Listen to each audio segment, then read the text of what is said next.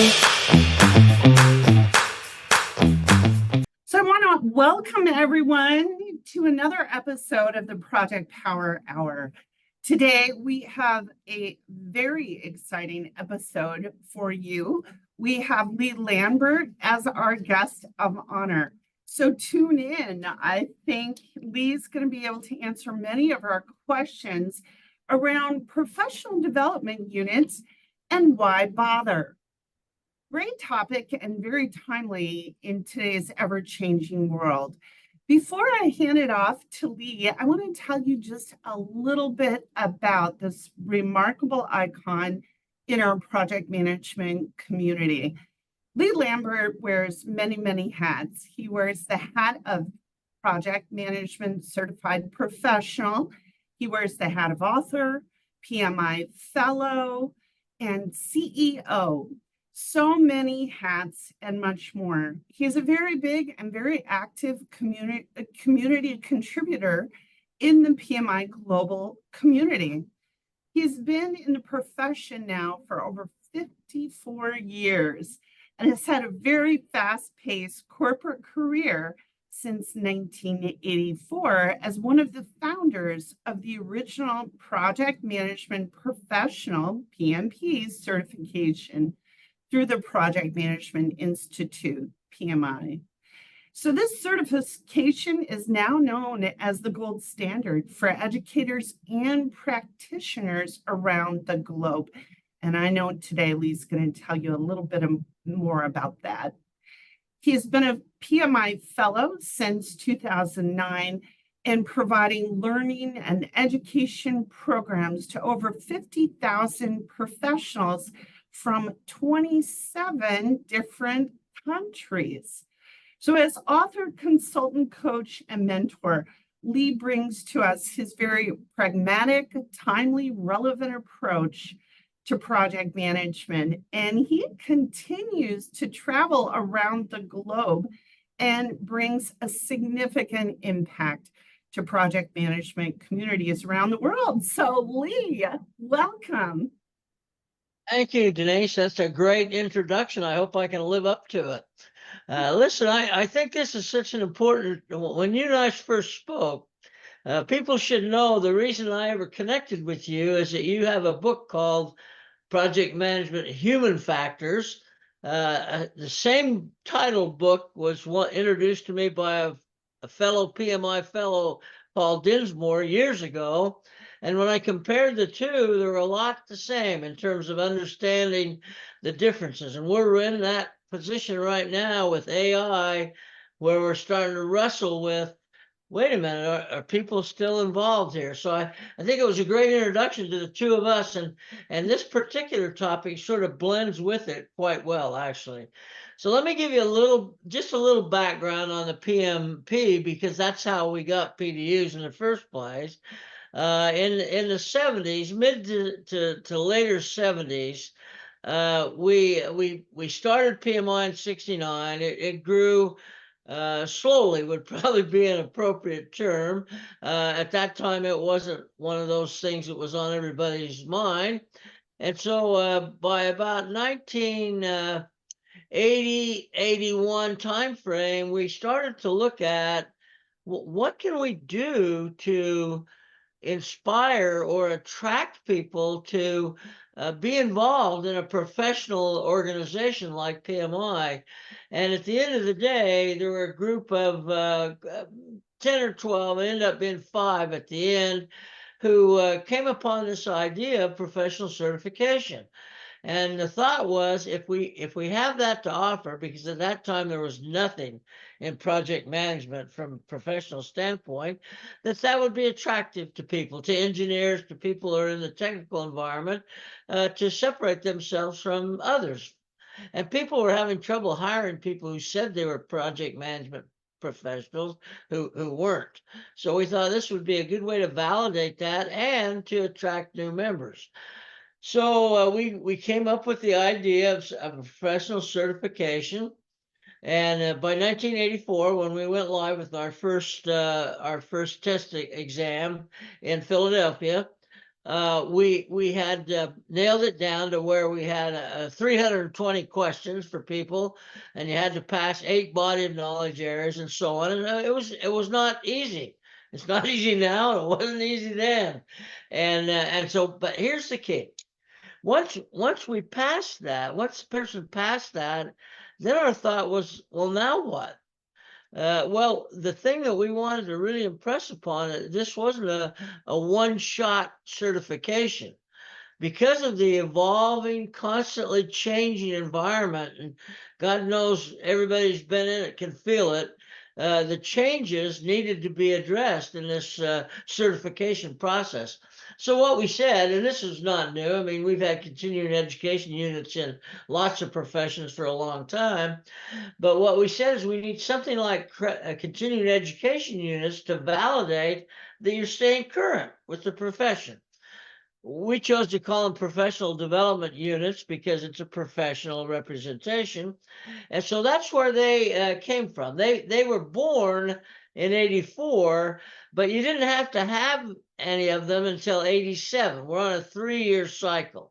So at the end of 3 years, you have to recertify. And the way that we said, you don't have to take the whole exam over, you don't have to start, you just get so many PDUs, and that validates that you're staying current with the profession, and you get to retain your PMP certification. So that's kind of where it came from. Unfortunately, we started to separate ourselves from what it was all about. We have this thing called a triple, the triple, what do we call it? Our triangle, the talent triangle, PMI decided to call, which I thought was a good term. And it basically broke it down into 3 categories. Now those are way of working, business acumen, and power skills. And what we said is you have to have a total of 60 PDUs over that 3-year period, split among those 3 talent triangle categories. And so that sounds good when you say it fast, but the problem is policing that becomes a little bit difficult. And what ended up happening over the years, now when I've renewed mine, I think 10 or 11 times, but we're in that system where it started to become a numbers game. Instead of really validating that you're getting continuing education opportunities in the right categories, now is did I get 60? And it started to deteriorate. Now, this is some of my opinion, so I hope PMI's listening. They started, it started to deteriorate, and the focus became on 60, 60, 60 every 3 years. People would do very interesting things to get those 60, because anyone that's ever taken that exam knows you don't want to take it again. And so you don't want to let that lapse. And so that's where it all came from. So, but people don't understand that. They don't really have an understanding that the purpose of PDUs is to keep you constant. Now, I mean, as long as I've been around, I got to tell you, when cost schedule control says earn value came along, I had to do a lot of educational. Intuitively, I kind of understood earned value, but I had to understand the concepts and the terminology. So that was my first experience with how important it was. And then came Agile. And oh my goodness, that had a tremendous impact. So now someone who got their PMP in 1988, they didn't even know what Agile was in 1988. So now, to claim you're still a certified professional, you really ought to be steeped in the knowledge that's associated with that. So we had Agile. I had to do that as well. And I will admit to you, by then I had really stopped working and kept speaking. So I didn't do it as aggressively as I probably should have. But now we're in the 3rd cycle called AI. And now now listen, I'm so proud of myself. I've already started my PDU quest by taking generative AI, which is just a 1-hour PDU session that PMI puts together, because AI is going to have a major impact. And so one of my concerns, and I frankly don't have an answer, and I wish I did, is that all of those PDU people that got their certification long time ago, and that could be 15, 20 years, we're in our 30 some year of that, they really are, quote, misrepresenting themselves to employers if they haven't continued educating themselves on the new concepts.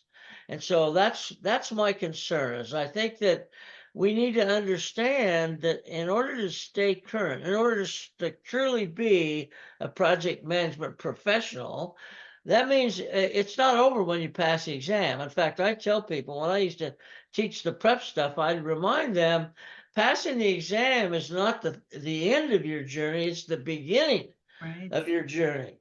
And you need to really continue that journey through time as things change. And I'm sure in on top of AI, there'll be something else coming quickly behind that we have to become more versed in. Even the idea of PMOs. PMOs have now taken on a life of their own. And that means I really need to understand what a PMO does and how it works. And all of those are PDU opportunities. And that's what we end up having to get. So I think it's important for us to understand that. So that gives you the background Mhm. of this process. So let's we kind of talked about some questions, some things we want to talk about. Let's sort of wade through those and make sure that I don't leave anything up to my old memory, that we can leave people with the information they need. Yeah, that would be great. Yeah, I myself have many questions, and I really agree with you, Lee. We have to stay relevant. And there's two pieces to that, really, in my mind, that you broke down for us. One is the education and training about the tools and trends. So I see AI as a tool for us, and to be relevant and understand how to deal with it as a project manager, you really need to have that education. And PMI does offer some free resources around that, which is just great. And the other piece is staying relevant, as you also mentioned, with the human factor in project management. As my book outlines, and other books too, but it emphasizes the importance of the professional development on the talent triangle, right? In managing the people side. So when we talk about the professional development units and the education going forward, you've really given us a good idea of the evolution and what's happened. And then how can we really, as project managers, navigate the landscape forward and really make sure we're doing a good job staying relevant, keeping up? And it's not really about the units per se, it's about the education we're getting and completing to stay relevant, right?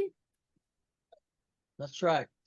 And I think one of the things that I like that PMI has done is with this talent triangle, and that's changed names several times over the years. But now with these three, this business acumen, power skills, and way of working, those three categories, if you break those down individually, it makes all the sense in the world. Being a professional project manager doesn't mean you know how to do a Gantt chart. That's one of the things that it might mean. But the fact of when they went to this business acumen, this one threw people because they didn't know, that seems kind of a different terminology for PMI. But the fact of the matter is, you got to understand the business world. Because project managers deliver the answers and the objectives to business, to strategic thinking for an organization. I need to understand that. I need to understand how that all fits together. And PMI, of course, has said project management is a key element within that idea of business acumen. So that makes a lot of sense. When we talk about way of working, there's a lot of ways to do things. There's lots of ways to do things. PMI doesn't prescribe a way.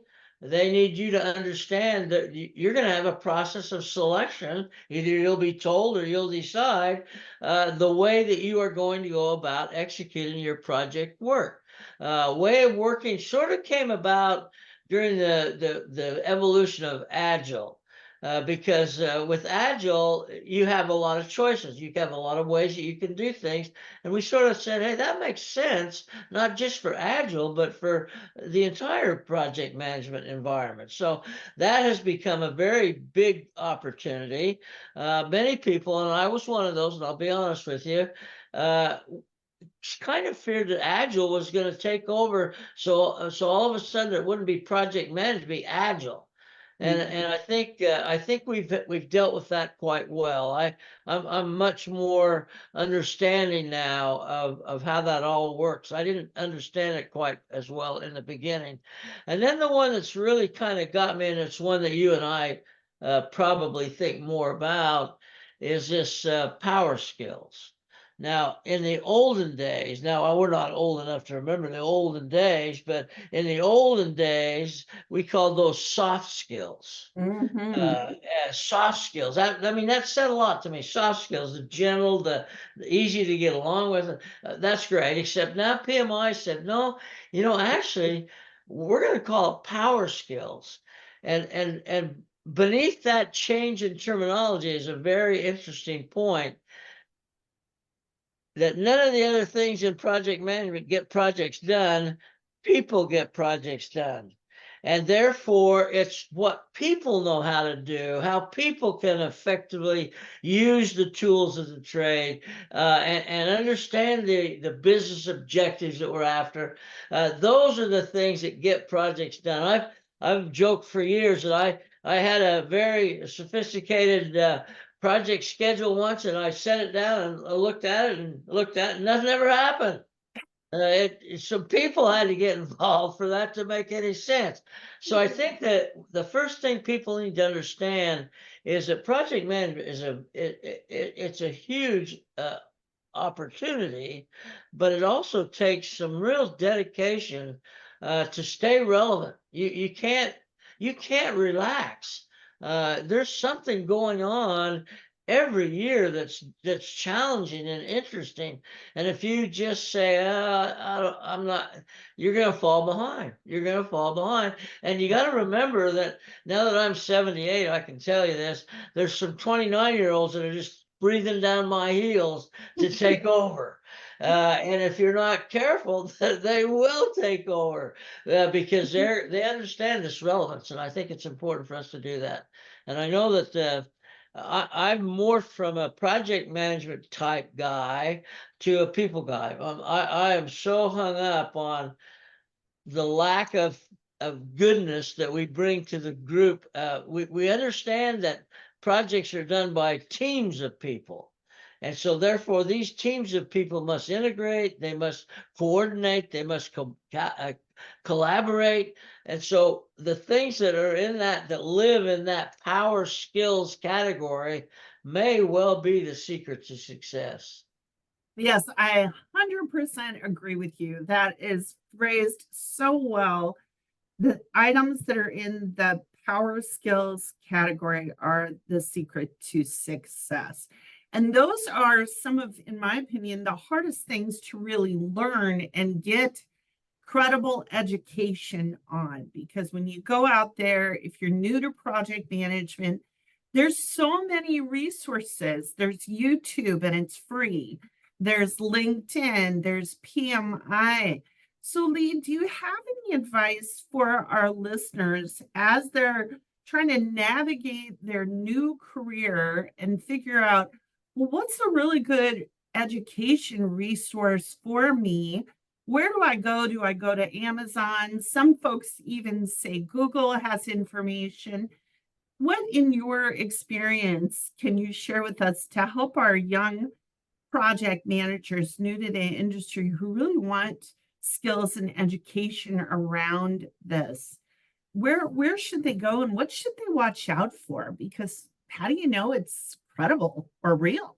Well, it's a jungle out there, and PMI, by the way, in the project management world, is sort of at the root of that, and that is that if you have to stay current, that means people need your training, and that means there are people who want to make money giving that training, and pretty soon money becomes the objective. Pretty soon numbers become the objective. I went through it when I first we got our first group in 84. Guess when I started training for prep? 84. And I'm going to tell you straight up, I made a lot of money training on people getting ready to take the PMP exam. But I did that based on what I call common sense principles, overridden by PMI principles, by the project management world. And so I looked at it. I'm a very pragmatic application of these techniques. Very, very common sense. Or one of the best books I've ever read is The 1 Minute Manager.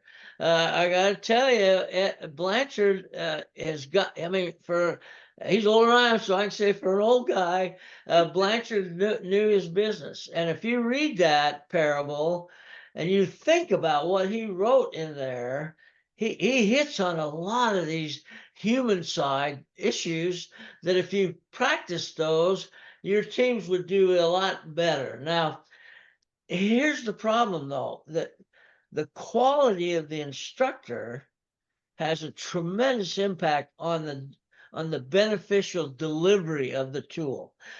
Many instructors, and I don't cite names obviously, but many instructors know their stuff, but they don't know how to connect with the audience.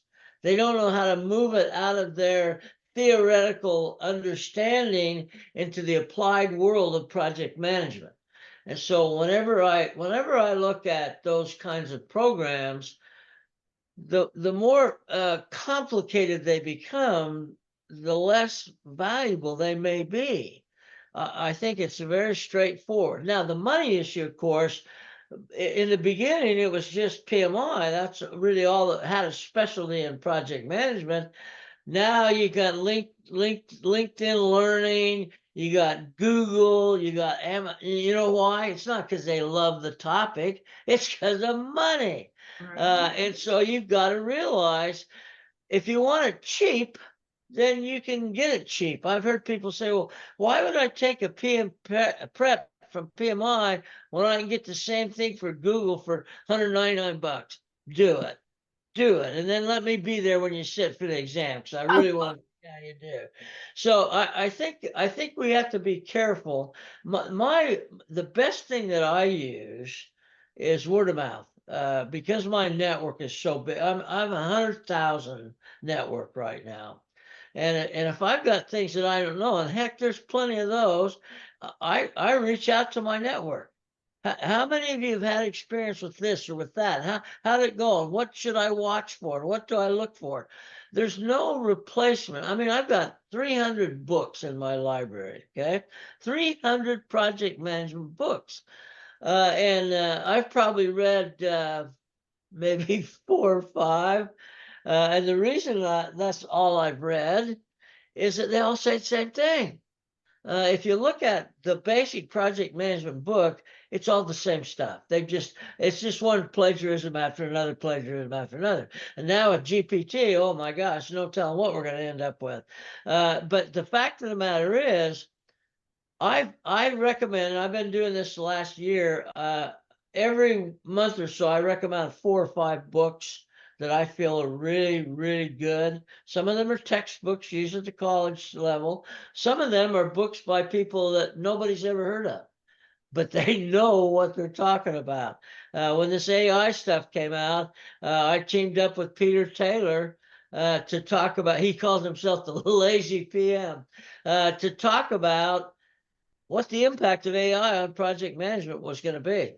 And so he wrote the book, I wrote a chapter talking about that. So I think it comes from the people who have the relevant experience. That's why these young people who come out of school, and it's happening in school too, by the way. When I was in school, there was no master's degree program for project. There was not even a course in project management.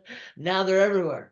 Now you get a master's degree. I know some people who have a PhD in project management. Well, what the hell good's that? Go run some projects instead. So I got PhD too, but I didn't go to school to get it. And that's what I look for, and that's what I think people should understand. But when you get a reference on a training program, triangulate with some other people. Don't just take one person's word for it, because that may just be connected with them. Get enough input that you can feel comfortable that you're getting the information you need. And if you're not, then say so. That's one of the reasons I have 300 books is people send me books, free of course, send me books to review and comment on them. And sometimes they wish they hadn't sent them. But the fact of the matter is, I've come to the point where I can really tell if this text, if this course is going to get to the heart of the matter. Our specialization is helping. Used to be you get a project manager. Of course, it was so general, so widespread that back in the old days of Educational Service Institute, ESI, every one of our classes were 1 week long. 1 week. That was because we had to jam so much in. So then you specialize. Now you talk about scheduling, you talk about communications and specific segments. And that way you can focus on that and make that be relevant to the environment that you're in. Everybody's environment's not the same. All the people aren't the same. So the variables are countless, really. And so the best you can do, if you find a good text, God bless, I hope you do. But the best I can do is I find reference from people who have taken training programs, taking learning opportunities, and then go from there. Wow, very, very good advice. And we talked a little bit about all the different programs offered, Google being one of them. How important is it for our listeners that when they're looking at material or prep courses or education, like even AI, even though it's referred, how important is it that it's PMI backed? Because I really noticed that out there. There are some courses, some content that just, I don't know what the source is or where it's coming from. And there are others that clearly state they're aligned with the Project Management Institute. So for those who might not know, can you explain why it's so important to align yourself to PMI? Yeah, I can. I think it's that relevance issue that we keep referring to. And one of the things that PMI did early on, and by the way, they could see this emphasis on money. And so what happened was the quality of the training programs out there were not that good because the demand was so high that someone who just knew a little bit could make a lot of money giving these courses. Okay, so when we started to see that, they formulated what was then called the Registered Education Provider, and that means that you are basically endorsed by PMI as someone who understands the project management world, understands the specific topic material they're teaching as it applies to project management. And therefore, if I go into my Google and look for scheduling courses, I'll find 20, 30 of them, and there may only be one or two that are PMI endorsed. And anyone can be approved by, in fact, they've morphed that now to call approved training provider. Authorized actually is the word they use, authorized training provider. And you can get in that category with PMI by the material they use now to control the quality. And this was why they changed, and I wish I'd had more to do with it, but I knew it needed, is that we would see for prep, I'll just use PMP prep because that's obviously the hot courses. We were catching people teaching PMP prep based on the edition 4 of the PMBOK, and we're in edition 6. So they're teaching old material. And so pretty soon, this bothered the heck out of me. Pretty soon I said, these guys are making a lot of money. not teaching anybody really anything, and certainly not to prepare them for PMP exam.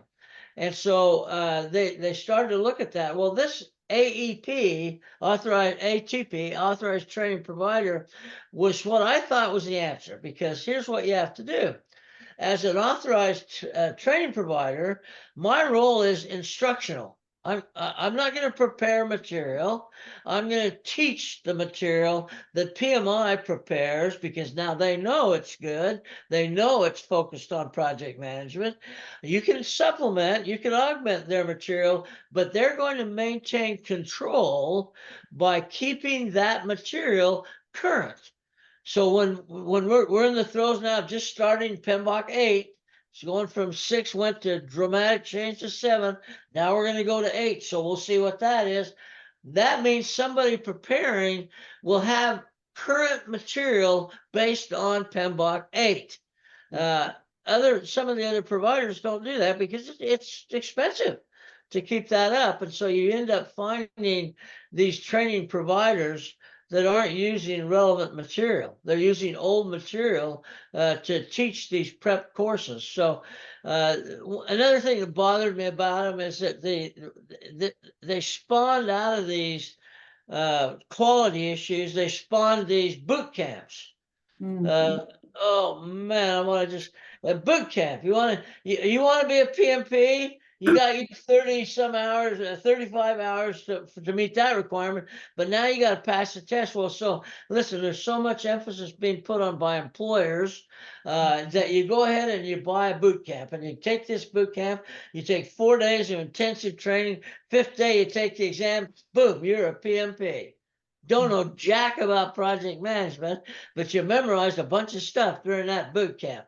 So we try to limit.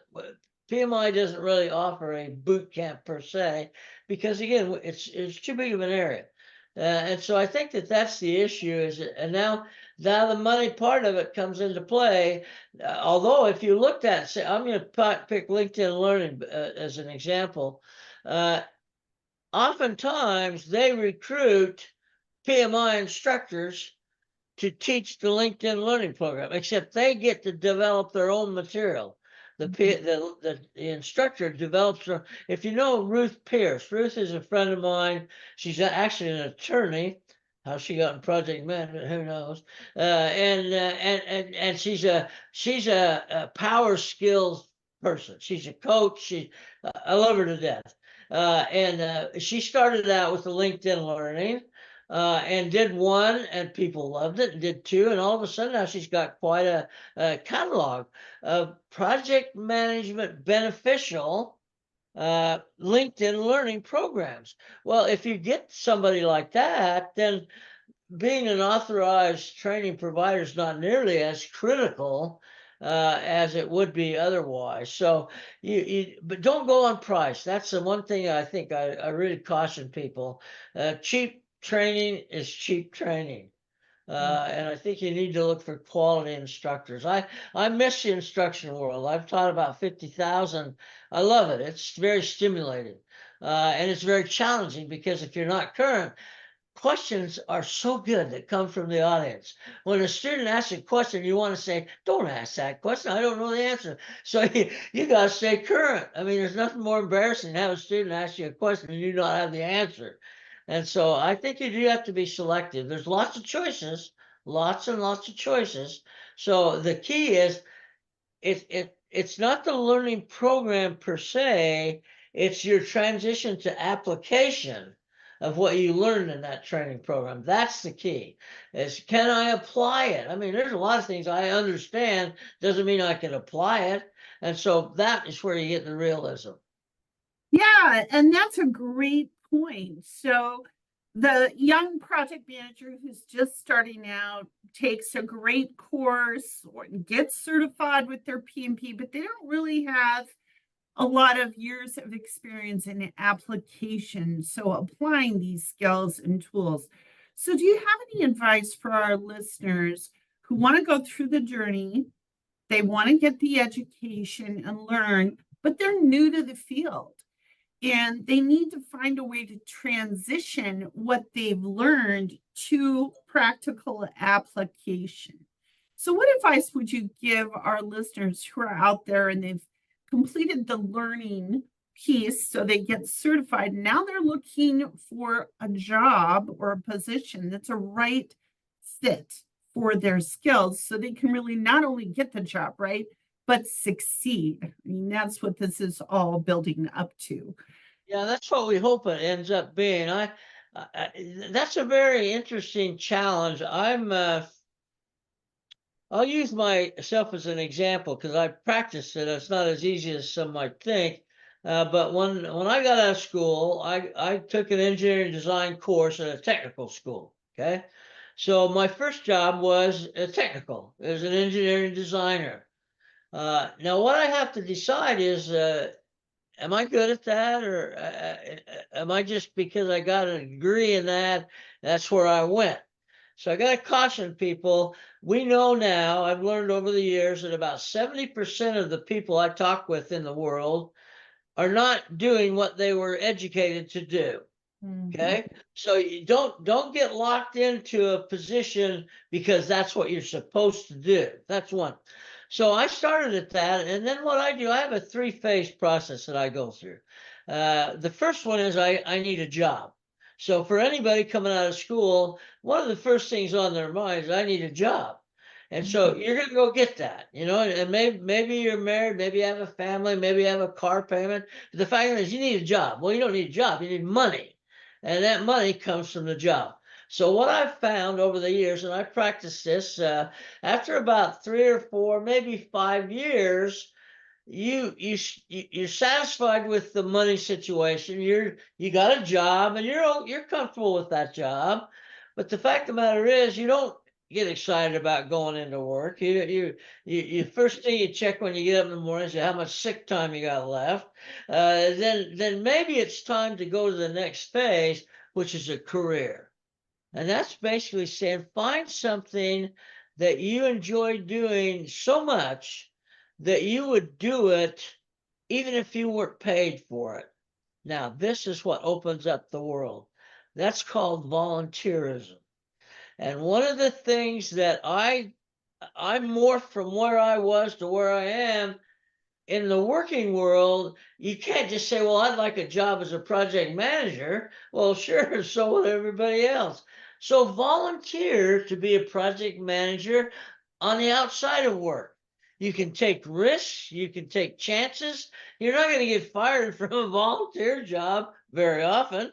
And so the fact of the matter is, volunteering is one of the segues to the next level of your career. And so I stayed in that, and mine was it was project management. There's no doubt about that. It was moved to my career was project management, and so. But then I actually volunteered for a variety of project management jobs to see which ones of those. And what I discovered was I like the people side. I don't want to be the engineering manager. I don't want. I want something where I'm working with people all the time. So that was my career. I made up my mind that that's going to be my career. That's what I'm going to do. Usually you do it well when it's your career. When you've made up your mind, that's what you want to be when you grow up. You get pretty good at it. So then, but then there's a third level, uh, and this one is about if 5% of the people in the world get to this level, God bless them. That third level, this is my triangle, if you will. That third level is a calling. You go from a job to a career to a calling. Now, that's where I am right now. I've been that way since probably 84. My calling is doing what I do. And I do it for free. I do it for money. I do it for travel. Doesn't matter. I love what I do. That's a calling. Now, many say, Lee, you should have been a pastor. I said, well, yeah, I suppose, but I don't think I would have the house I have right now if I were a pastor. So I love it, and I think that's important to point out. But I think the key to success is getting to that chance to try something as soon as possible, so you can make that decision. Where are you? And that's the volunteer world. That's what PMI. I just made a comment on a PMI article that the chief of staff to Pierre was, and she thanked me for it. They quote PMI people quote, we're made up of we have about 12,000 volunteers. Well, you gotta understand that PMI is a volunteer organization. That's really what we do. And what I told her basically is I think we probably have hundreds of thousands of volunteers. Because everything we do in PMI, every project we complete, everything that we've done of advance is done by volunteers. So there's projects out there that no matter what your like is, and by the way, what I tell people is if you get involved in PMI and you don't see a project like you'd like to be doing, then start one. That's one of the other beauties of PMI. It gives you the opportunity to take chances. And so I think that's the cycle that I'm in. I feel bad for the young people because sometimes they get tainted by the money. I understand that. But other times it's because, well, I was educated to be an engineer, then I should go into engineering. Not really, because those educational programs teach you concepts that are applicable across the board. It's not as though an engineer's education is only applicable to an engineer. And so I think it's important for them to make that decision early on. Do you change jobs? Yeah, you do change jobs. I changed jobs 3 times. We basically, my philosophy was every 3 to 5 years, I'm going to change jobs. And that's a good way to start. But once you hit on that career, then you want to lock in and try to stay consistent with that particular career. That's excellent. What a great story, too. As you were talking, I thought about my own experience and how I got to where I am today. And I feel it's a calling as well. And that was the wonderful, great mentors that are available through PMI once you become a volunteer that you're exposed to. Like my very first mentor, Dr. Ginger Levin.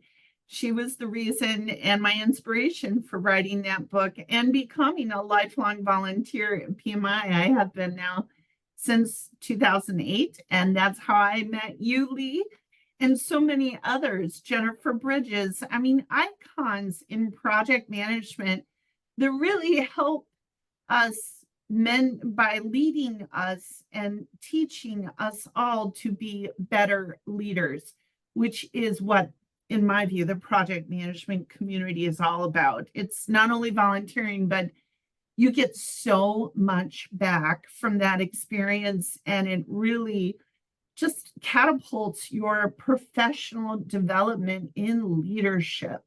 And as you said, there's so very many opportunities. We're very blessed.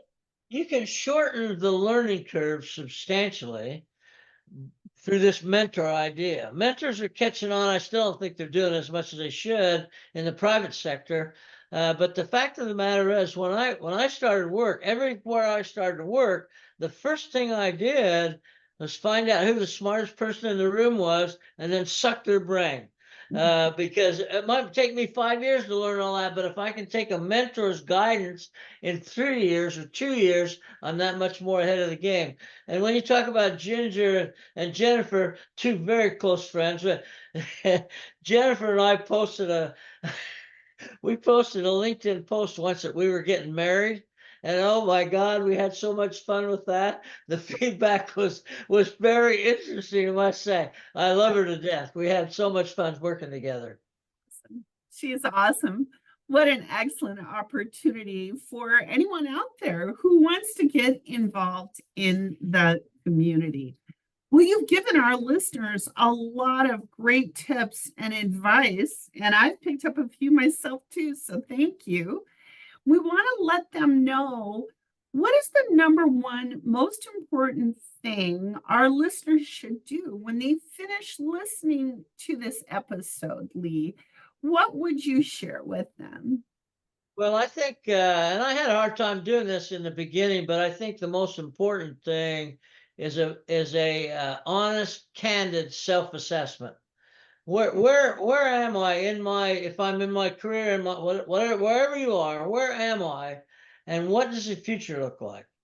What I made a point of doing, and I kind of got caught with my quote pants down on AI, is that I usually anticipate what's coming 2 to 3 years in advance, and then begin training, begin learning accordingly, so that when that hits, it's not like, oh my gosh, I'm ready to hit the deck.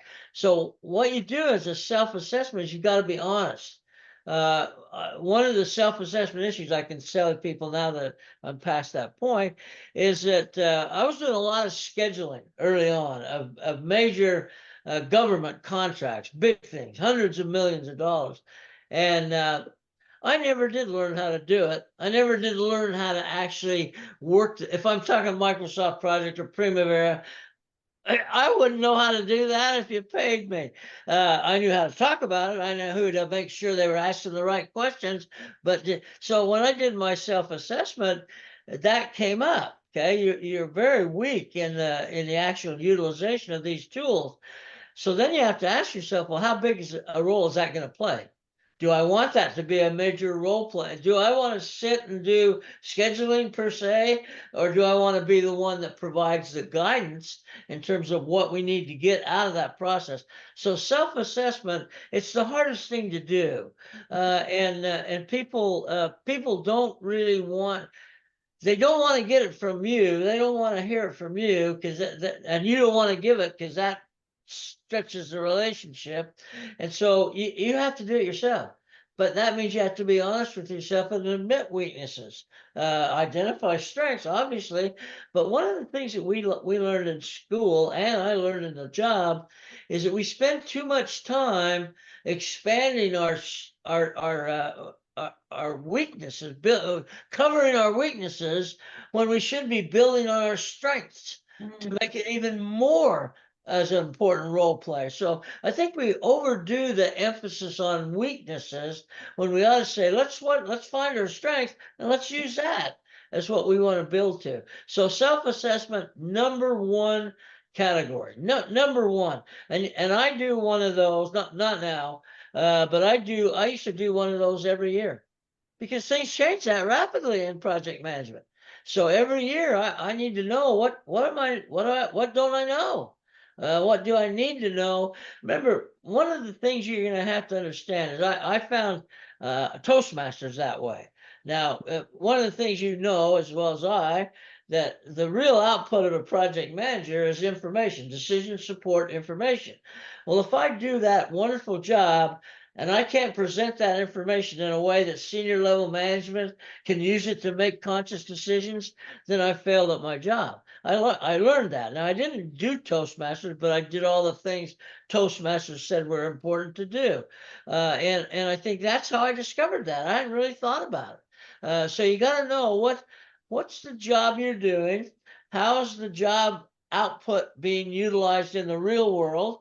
And are you capable of doing all the things you need to do? Self-assessment. Can't overemphasize it. Fantastic. Is there a particular tool or site or program that you would recommend that you use for self-assessment? There's so much out there. The one, no, because we always had a homegrown in the companies I worked for. Okay. Right now, the hot one, well, I'm not right now because I haven't done for them for a while, is that 360. That 360 is used a lot. I think the implication with that was, well, first of all, the manager makes their assessment. That's normal. That's always been the way. But then we also ask our teammates. We also ask the people we work with to give us feedback. Well, there's where it falls apart. Unless I've built a really good relationship with some of them, they're not going to tell me the truth. I mean, they're not. No, listen, Bob, tell me what you think. I think you suck, Lee. I don't think they're going to say that. I don't think they're going to say that. Yeah. And so you start to get a sort of a tainted feedback. So the idea is good. I like the theory of it. But the fact of the matter is, until you build that teamwork relationship with the people you're asking to be involved in the 360, you're not going to get candid input. Yeah. Fair enough. Fair enough. Really good points. Well, we're going to have to wrap up the session, but honestly, I hope, Lee, if you have time in the future, you'd be willing to come back and share more with our listeners about a variety of topics. You have so much expertise and your energy is so relevant and positive. We just Loved chatting with you today. Thank you so much for joining us. Well, it's been my pleasure. Somebody found a string sticking out of the back of my back the other day, and they said, "What is that?" I said, "Well, pull it." So I pull it, and I start talking. That's all it takes for me. And I love talking about project management. So if there's anything I can ever do to help you out, just give me a holler. Well, fantastic. We sure will. And listeners, you can follow Lee on LinkedIn, Google him, find him on YouTube. Lee is always traveling around the globe and doing something fun and interesting in the project management world to contribute to our community. Lee, it's been such a pleasure. Safe travels. I know you've got a lot of global travels coming up quick. I do. And Thank you very much, Denise. Thank you. Bye-bye. Jump on Spotify now to access our content, like, and share. You can find us on LinkedIn, Facebook, and all the other socials. So join us and some of the most successful professionals in the business to share with us your challenges and successes. Our mission is to empower your project's success. 1 hour at a time.